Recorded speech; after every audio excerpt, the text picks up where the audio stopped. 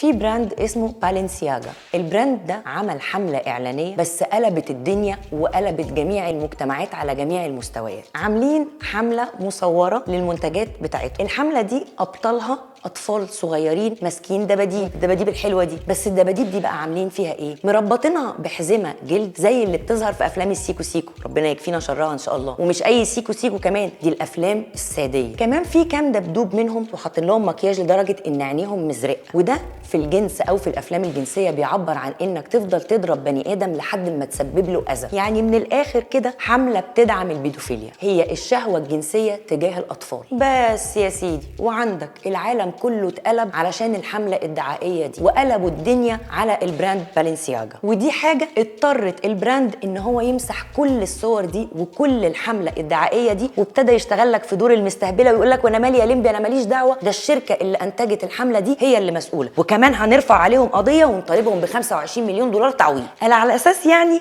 انتوا ما كنتوش تعرفوا ولا شفتوا الحملة ولا وافقتوا عليها قبل ما تنزل، فاحنا هنلزقها دلوقتي في الشركة اللي انتجت الحملة. قوم ابا الحاج ايلون ماسك قرر انه يقفل كل الصفحات اللي بتدعو او بتدعم البيدوفيليا والاغتصاب او اي عنف جنسي، وبالفعل قفل الصفحة الرسمية لبالنسياجا على تويتر، وقال ان هو مش هيسمح بحاجة زي دي انها تنتشر. يا اخي ده احنا لسه ما خلصناش من الصوابية السياسية في موضوع الريمبو والمثلية الجنسية، هتخشوا لنا كمان في العيال الصغيرة؟ دي كده قذارة ونجاسة جابت اخرها.